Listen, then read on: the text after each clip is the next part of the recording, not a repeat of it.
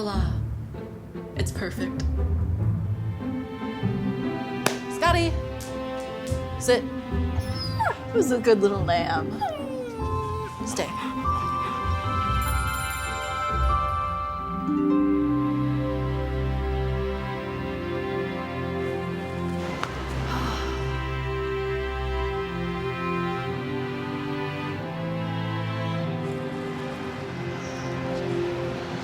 Well, look at that.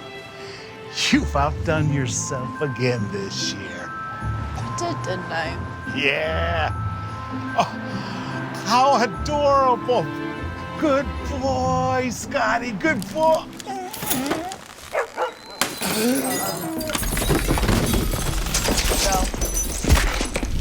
No, no, no, no, no!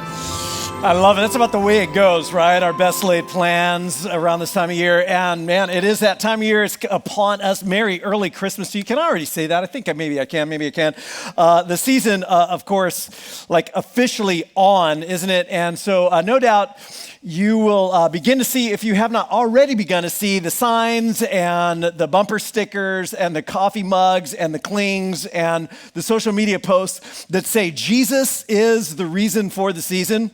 Right? And I appreciate the sentiment, the thought behind that statement, because on the one hand, if there had been no Jesus, there would be no Christmas. I mean, that's kind of true. So just on a basic level, but often the sentiment goes a little further than that. Often it's a little bit more like Jesus versus the commercialism of the season, or let's try to keep a sense of reverence in the season of Christmas, which, for myself, I really resonate with that as well. And I agree with that too.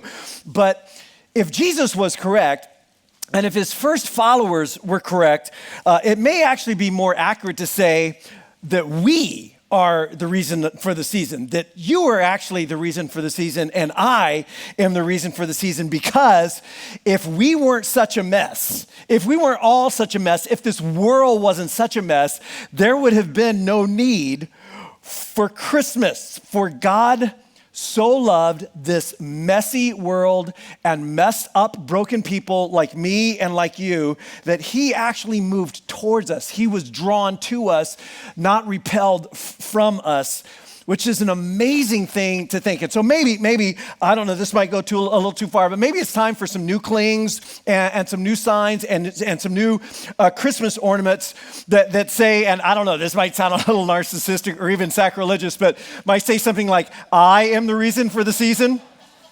Right? And you might get an ornament like this and like hang it on your tree, and then when your neighbor, your friend comes by and they're like, really? I mean, John, even for you, that's a little over the top. You're like, no. You don't understand. See, if I wasn't such a mess, if we weren't all such a mess, there would have been no need for Christmas. And again, that might be like a really bad idea, but if you like the idea, the ornament is already designed. And if you want one, I will hook you up. Just write ornament on your Connect card. I'm serious, and I'll take care of you. But maybe that might be a little too much, or maybe you might come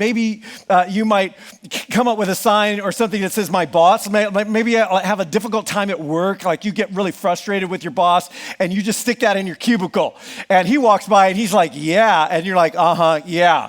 You are the reason for the season, buddy. Or maybe you get really specific. It's like Stan in marketing. Like that guy, I can't stand the guy. oh, but he really is the reason for the season. Or maybe around this time of year, you have a lot of family dynamic challenges, right? There's a lot of family drama. There's a lot of tension and disagreement. And so you just make yourself a little sign that you hang somewhere in your house that says, my family is the reason for the season, right? Because, and here's the point, and it's truly this unbelievable idea that God so loved this messy world and was drawn toward us in the middle of our mess to do something for us, to restore and redeem and rescue and deliver us. And Christmas really was and is for us, for our benefit. And so during this series, during the next 3 weeks, we're going to take a look at 3 of the reasons why. Like, why in the world would God do that? Why in the world would God move towards us if he could have avoided the mess, and he certainly could have avoided the mess? Why would he not? Like, why Christmas? Why, really? What is the reason, or the reasons, if you will, for the Christmas season? And the first of these reasons comes to us by way of the story of Christmas, or more specifically, the story behind the story of Christmas. Now, you might be familiar with the Christmas story and Mary and Joseph and the shepherds and the wise men and so forth, but you may not be as familiar with the deep cuts. Like, you know what I mean? Like the backstory, the old story, the backstory of Christmas, because the Christmas story didn't actually begin with a young couple wondering how in the world they got pregnant. The Christmas story actually began 2,000 years before that with an elderly couple who were convinced that they never could get pregnant. And the backstory of Christmas is one of the things that I think makes the Christmas story itself so remarkable and so beautiful. It's a story that begins in an ancient past with a world that was made to be good, and it's turned dark and broken and disconnected, and a creator God who loves it so much, whose heart breaks with the brokenness, and a remarkable promise that this God makes 2,000 years before Christmas to a very unremarkable man named Abram or Abraham. In fact, the writer of Genesis puts God's promise this way. He says, the Lord had said to Abram, go from your country, your people, and your father's household. Now understand, just put a pin in that right for a second. This was not done in the ancient world. In fact, this was not done in most places in history. Kids did not move away from their parents. They didn't move across the country to buy a bigger house and have a higher standard of living.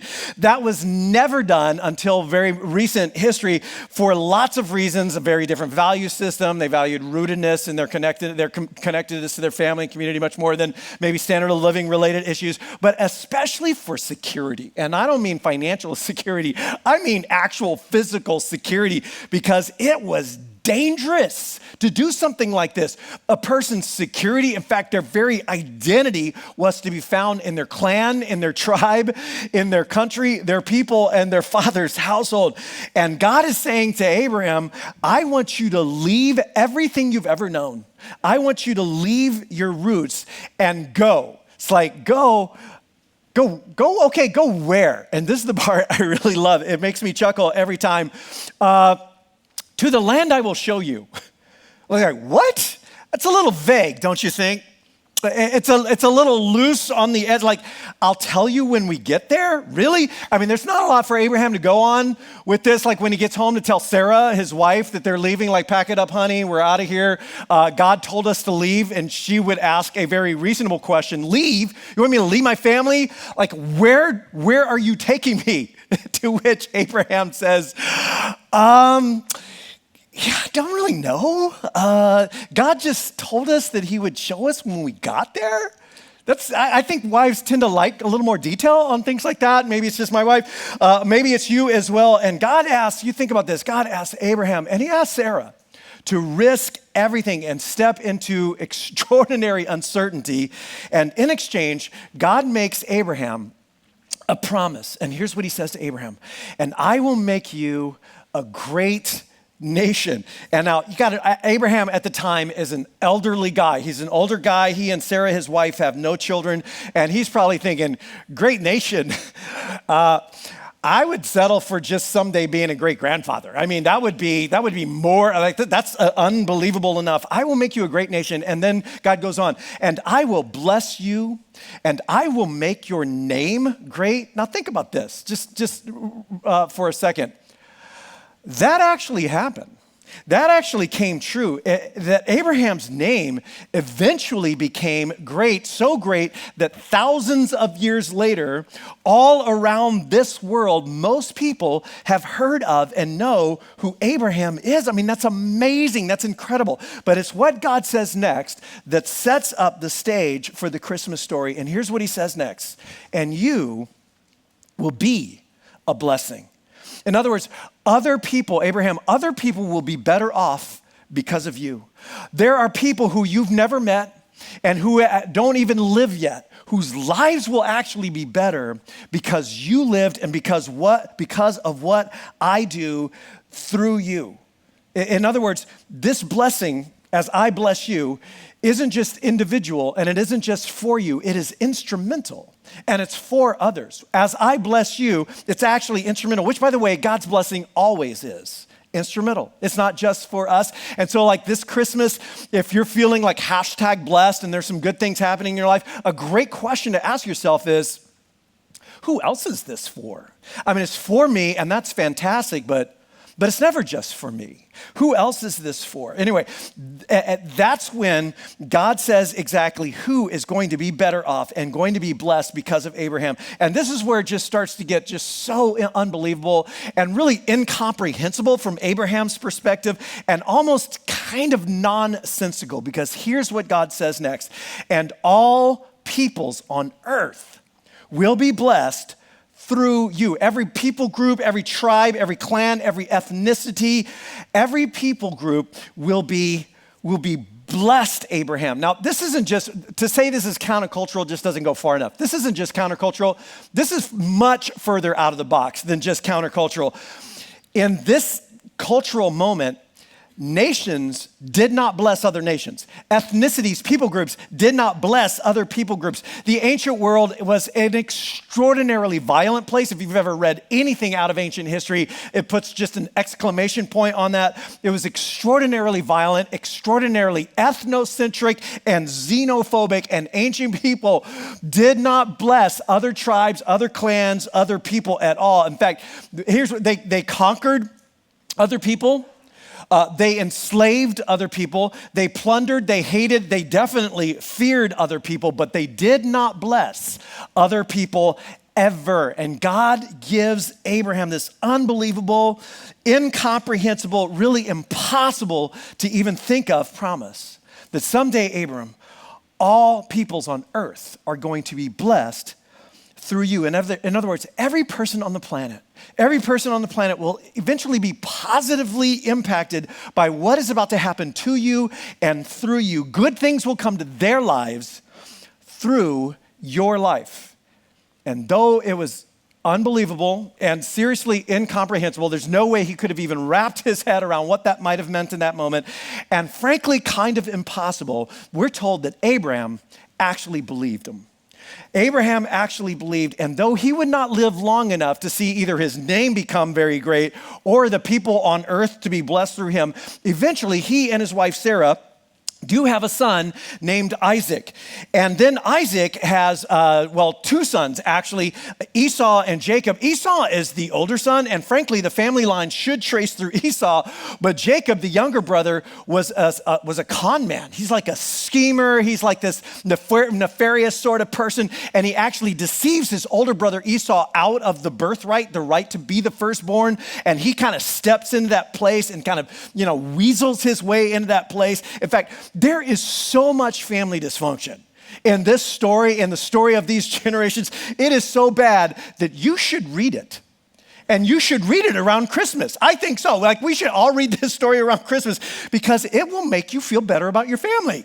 It will. I mean, I don't know how bad your family situation is, but it will make you feel better about your parents. Like, my parents aren't so bad. I thought they were maybe they're not so bad. My siblings, they drive me nuts, but they're not that bad, because at least they haven't sold me into slavery yet, which, by the way, is what Jacob's sons do. Jacob has 12 sons. The 11th of them is named Joseph, and Joseph becomes Jacob's favorite again, very dysfunctional. And his 10 older brothers hate him so much that they actually sell him into slavery. And by the way, that was a concession. What they wanted to do was kill him. They were gonna kill him, and they're like, no, we probably shouldn't kill him. Let's just sell him. And so they sold him into slavery, and Joseph is taken into slavery to Egypt, and there is not a lot of blessing going on. There is not a lot of blessing going on even within their family. Well, eventually, the entire family ends up in Egypt, where actually for like a blink, a nanosecond, they really are a blessing. But because in the ancient world, people did not bless other people, people feared other people, people attacked other people. As this clan begins to grow and grow and grow, it becomes feared by the leaders of that nation. And so they become subjugated, and they are made to be slaves, a slave nation. And generation after generation of Abraham's offspring will be born and die as slaves in slavery. And as these stories about Father Abraham would be whispered around campfires or retold in huddled corners, maybe they would wonder, like, what? Blessed? Blessed? We would be blessed? We're supposed to be a blessing to every people on earth? What's that even mean? How in the world could that possibly ever happen? Well, generations later, God raises up a deliverer for his slave nation. You've heard of him before, I bet. His name is Moses. And Moses leads this slave nation out of slavery in Egypt. And by the time Moses gets finished with Pharaoh in Egypt, they're not feeling very blessed. And then they enter the promised land, and the people who live there are not feeling very blessed either. And eventually, 1,000 years after Abraham, his family does become a kingdom known as the Kingdom of Israel, led by a warrior king named David, who subjugates and conquers all of the surrounding nations, and they're not feeling very blessed by him.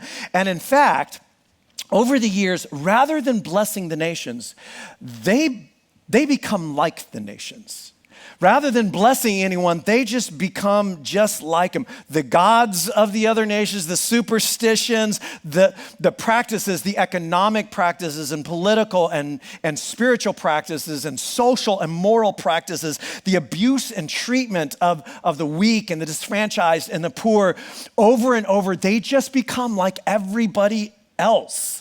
And within a couple of generations of David, the kingdom is ripped in half. There's a civil war, and their influence, their ability to ever be a blessing to anybody just kind of tanks. And it would seem as though this promise made centuries ago to some distant relative of ours, that must be some kind of just myth or legend, or maybe somebody meant well, but it will never, ever come to pass. We can't even bless ourselves. How can we bless anybody else? And yet, in the middle of all this, there were these courageous figures who stood against that moral tide, known as the prophets. And the prophets again and again declared, and I love it because it's really kind of defiant. It's just kind of this punk rock movement where they're just like against the tide, saying, God has not given up. God actually hasn't given up on us, and they held out hope, and they challenged people to live up to their destiny, to be who they really are, to live into that. And so, for example, 300 years after David,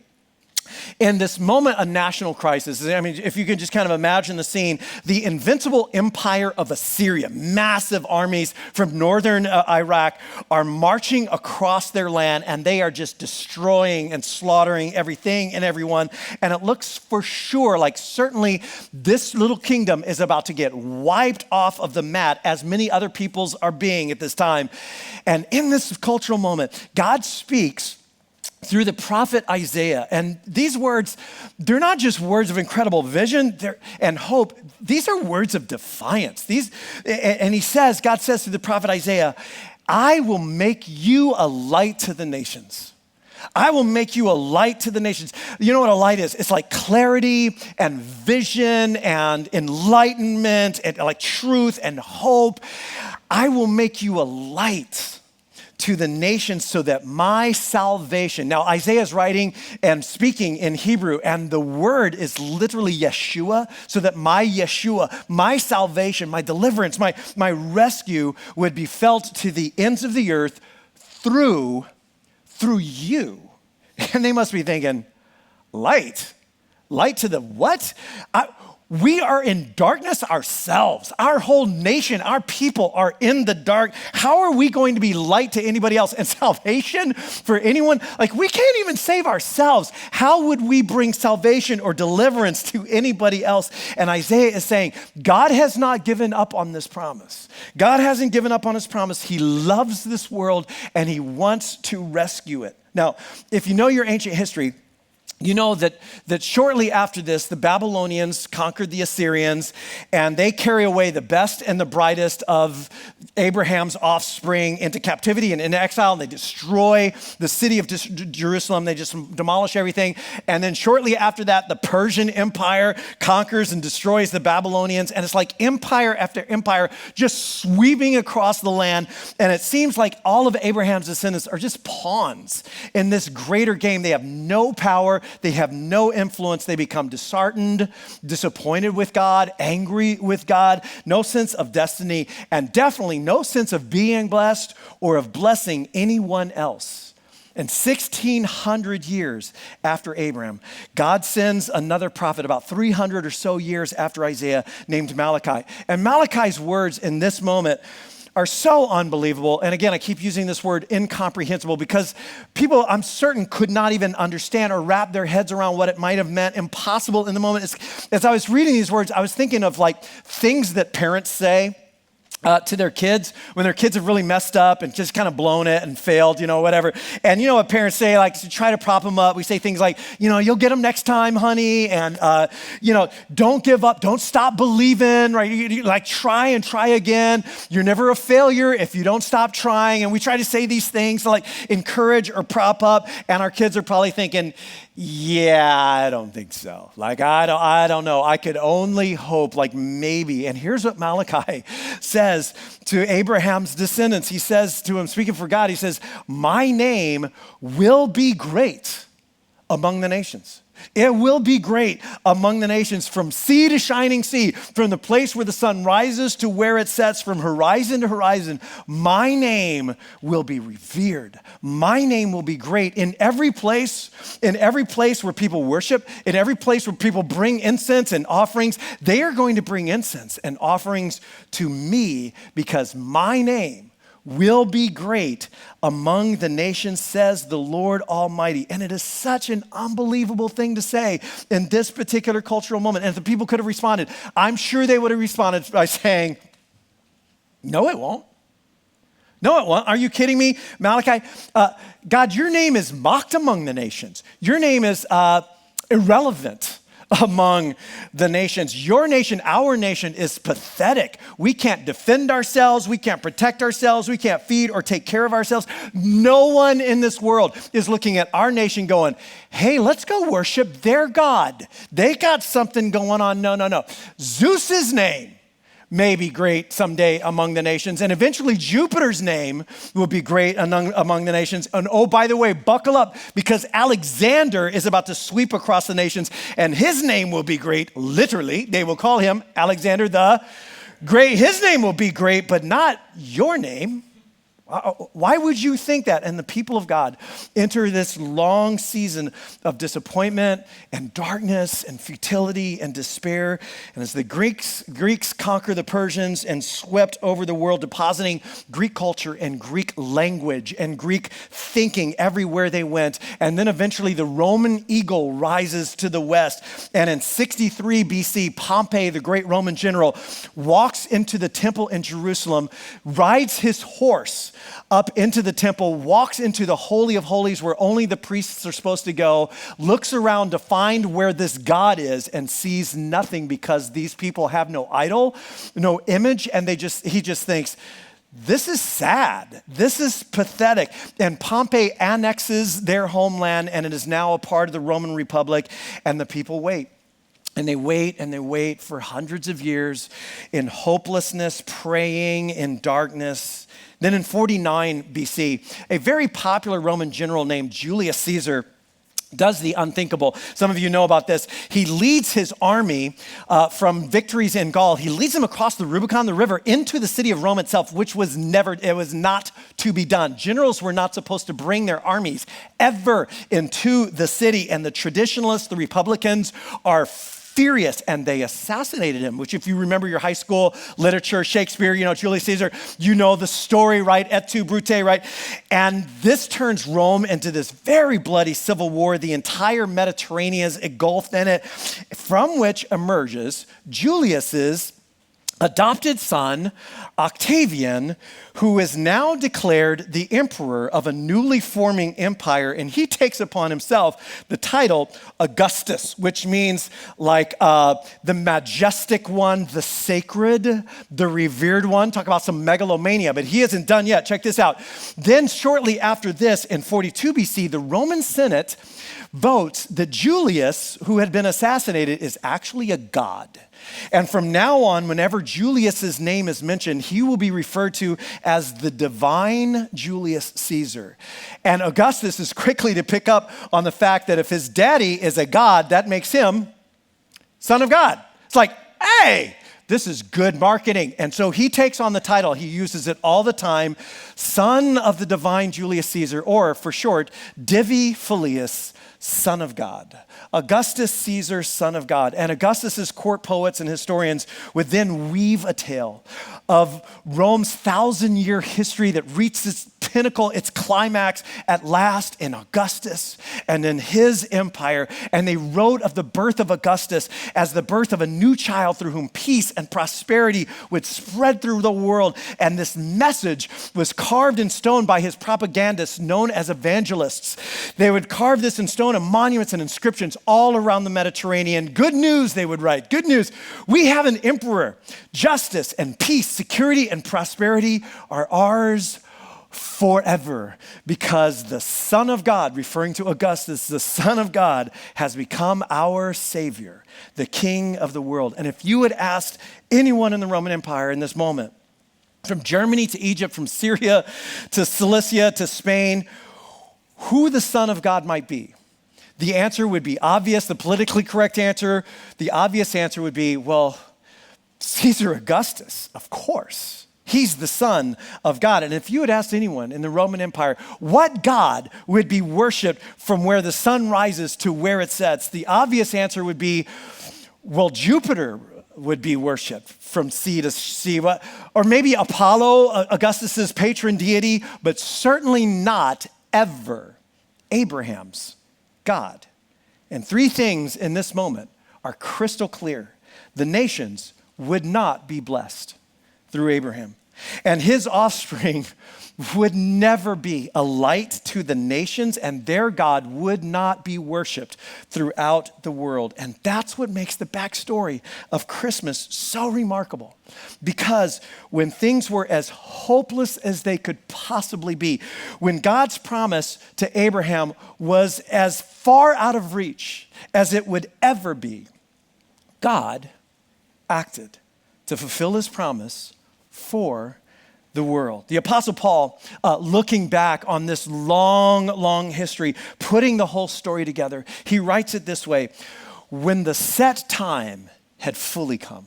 When the set time had fully come. In other words, when everything was finally the way it needed to be. When everything was finally the way it needed to be, an expansive empire exporting a common culture and a common language, a highway system that connected all of the major cities in dozens and dozens of nations, a port system that connected all of the seaports of the Mediterranean. And in fact, sea travel becomes safer than it's ever been.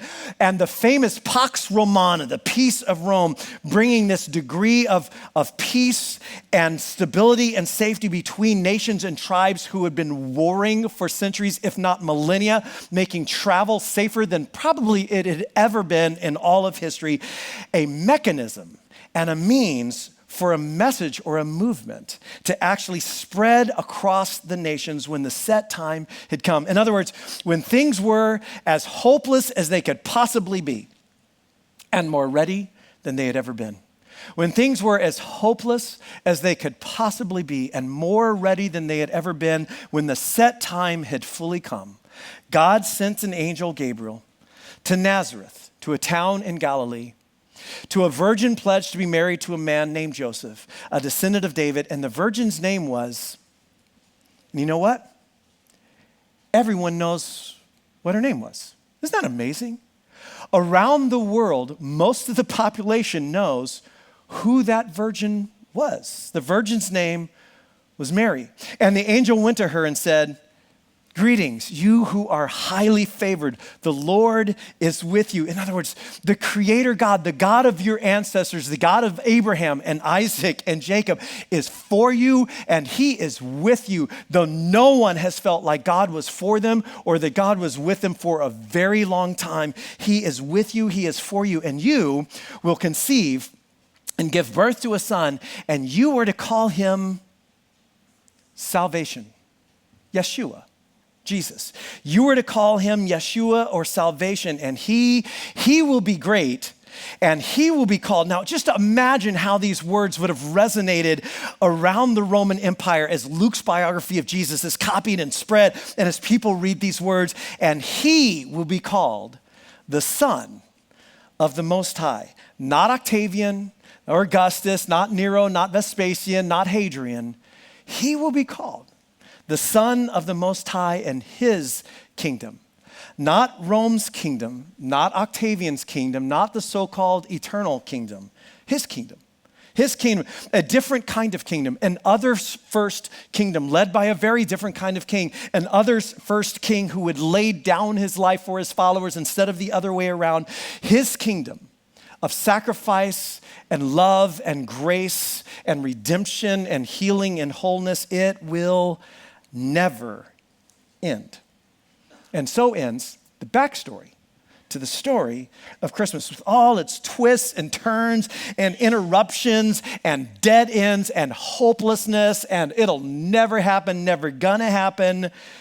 And through this remarkable, what I think is just a remarkable story, the backstory of Christmas, at Christmas, we're reminded that though God may seem silent, he is never absent. Though God may seem silent, he is not absent. Though he seems silent, he is not still. He is always up to something, and he is always up to something good, something redemptive, something beautiful, something that blesses the world. And that is true for every single one of us. For each of us, for our own story, like if we could see it, if we could only see it in our moments, right? Those places where it just seems like God has grown silent, maybe in your life. Or maybe this Christmas season you find yourself in a valley, in this broken place, or maybe grieving a loss, and it just seems like the world feels very dark. That God is never absent, even when it seems that he's silent, when our circumstances argue to the contrary, that God can actually be trusted. He can be trusted, and you can lean in. Instead of lean away, you can walk into who he is and what he's doing because he's always up to something. He's always up to something good. And that's true for every single one of us and for all of our stories. But it's not just true for our story or our own story, like individually and personally. It's always true for everybody else. I mean, that is part of the point of the story. As with Abraham, when God shows up, it's never just for us.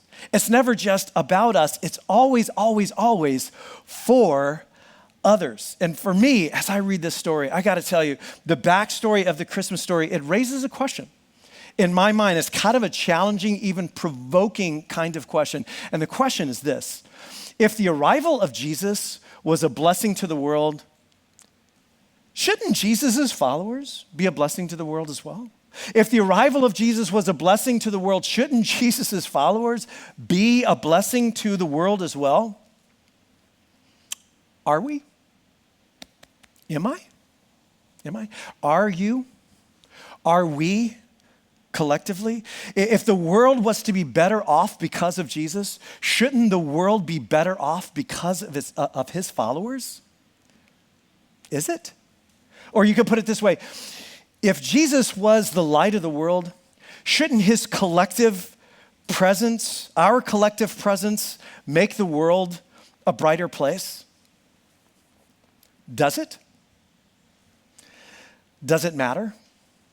See, I think it does. I think it matters, and I bet you think it matters too. In fact, regardless of where you are in your spiritual journey, I bet this matters to you as well. And by the way, this is why we do so much of what we do around Terra Nova. This is like shaping who we are, our sense that if Jesus had come to bless the world, then our presence in the world should make the world better or be a blessing as well. It's why Lyle was just talking to us about this Operation Christmas Child drive we just did. Hundreds and hundreds of shoe boxes packed with cool like gifts and things for kids around the world, in this case to the Ukraine. Or coming up in 2 weeks and 2 Saturday nights, we're doing this thing called Miracle at the Mission. We're partnering up with the Orange County Rescue Mission's Village of Hope, where we're gonna, on Saturday, December 16th, so that's 2 Saturdays from now, where we're gonna help them put on this really cool event. In fact, you can read more about it right here. And we're building the teams for this right now. And if you wanna be a part of blessing in this way, just write Miracle somewhere on your Connect card as you're filling out that Connect card. And you can throw that in the offering basket in a little bit. It's why every single month, and really actually more than even once a month, we're rolling out some way that we can collectively serve our world, our community, our next door neighbors, the city of Lake Forest, to bless our world as God has like blessed us or done things for us, to bless the world that God loves so much, because we are not just content to believe things about Jesus.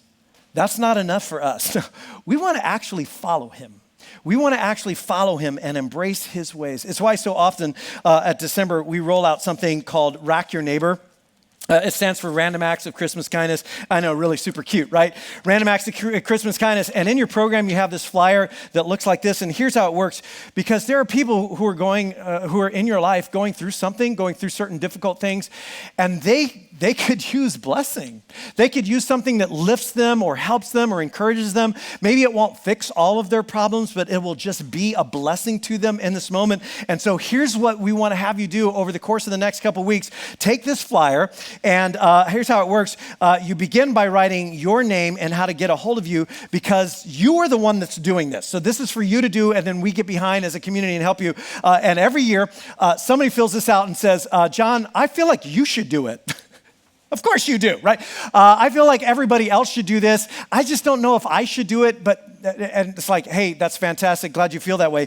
But this is actually something for you to do. And so if you have the thought put on your mind, maybe you should be the one that kind of steps out a little bit and actually does it. And so you write your contact information. Tell us a little bit about the person and what's going on. And then here's the fun part, where you get to pray and dream and just think and imagine, maybe discuss with the people who are closest to you, like, what could we do? What could we do that would just be cool and surprising? There's a wow factor. It would just be a beautiful way to bless them in the middle of what they're going through.